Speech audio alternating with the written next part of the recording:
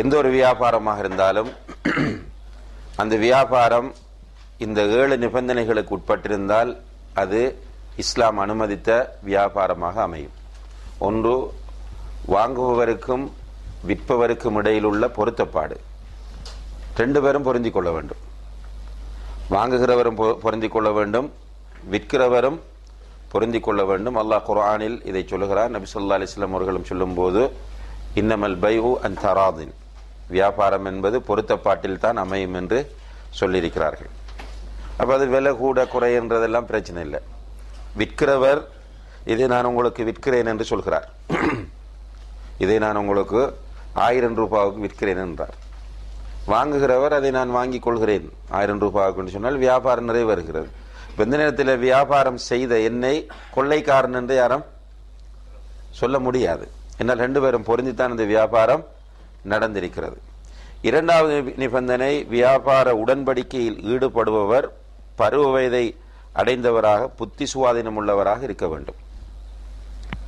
சின்ன பிள்ளைகள் வியாபாரம் செஞ்சுட்டு அது ஒரு பிரச்சனையாக கோர்ட்ஸுக்கு கொண்டு போக முடியாது.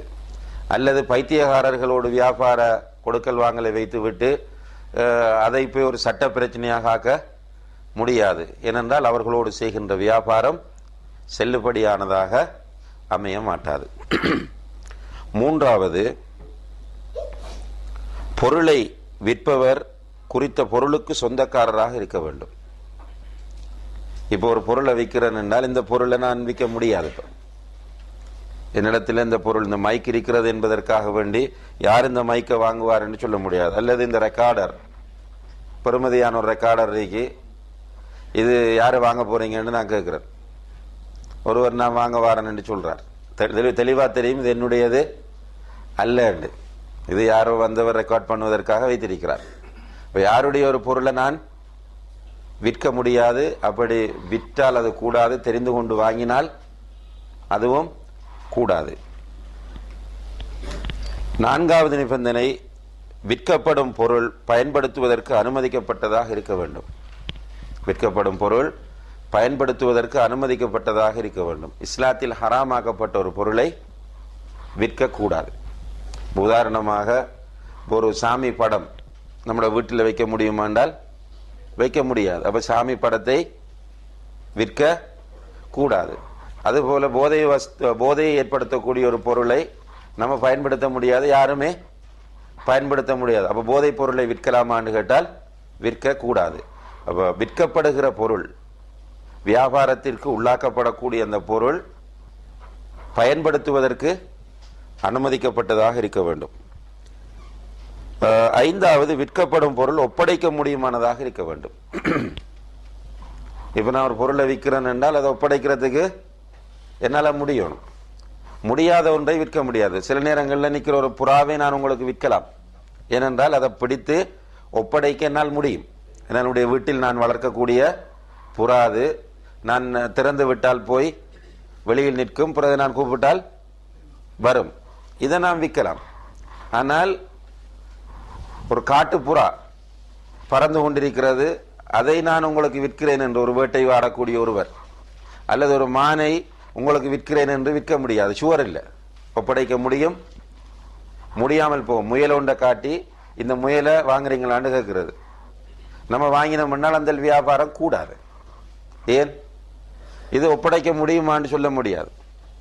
ஒப்படைக்க முடியுமானதாக இருக்க வேண்டும். 6வது, விற்கப்படும் பொருள் வியாபார ஒப்பந்தம் நடைபெறும் போது விற்பவரும் வாங்குபவரும் பார்த்து அறியக்கூடிய நிலையில் இருக்க வேண்டும். எந்த பொருளை விற்கிறோமோ அல்லது வாங்குறோமோ அந்த பொருளை 2 பேரும் பார்த்து அறியக்கூடிய நிலையில் இருக்கணும். அது இன்டர்நெட்ல கூட இருக்கலாம். ஆனால் பார்த்து அறியப்படக்கூடிய, தெரியாத ஒரு பொருளை வியாபாரத்திற்கு உட்படுத்த கூடாது. 7வது, விற்கப்படுகிற பொருளுக்கு விலை அறியப்பட்டதாக இருக்கணும். இந்த 7 நிபந்தனை அப்படியே பாடமாக்கி கொள்ளும். பிஸ்னஸ் என்றால் இன்றைக்கு நான் வாழ்ற காலம் இந்த என்ன குளோபலைசேஷன். குளோபலைசேஷன் என்றாலே மறைமுகமாக அது வியாபாரம்தான். மக்களை இந்த பொருட்களை உற்பத்தி செய்யறதுக்கும் வாங்குறதுக்கும் தூண்டுற ஒரு நுட்பம்தான் குளோபலைசேஷன் என்பதற்கு பின்னால் இருக்கிற அந்த விஷயம். அதனால இந்த காலத்தில் தவிர்க்க முடியாதது பிஸ்னஸ். அவர் ஜாப் பண்ணினாலும் அதுவும் ஒரு பிஸ்னஸோடு தொடர்பான ஜாபாகத்தான் இப்போ இருக்கும். எனவே நிறைய கேள்விகள் வருது வியாபாரத்தில். அவரவருக்கு அப்பப்போ ஹலால் ஹராம் பற்றிய தெளிவுள்ள மக்களுக்கு நிறைய பயம் வருது.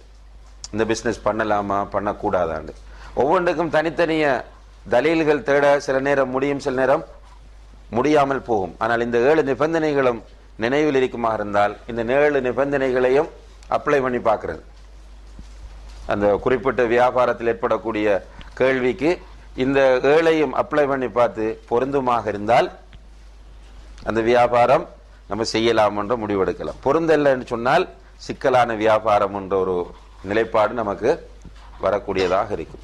இது ஏற்கனவே சென்ற வகுப்பில் நம்ம முழுக்க ஆதாரங்களோட தெளிவுபடுத்தினோம். ஆதாரங்கள் சில நேரங்களில் சகோதரர்கள் எழுதியிருப்பாங்க.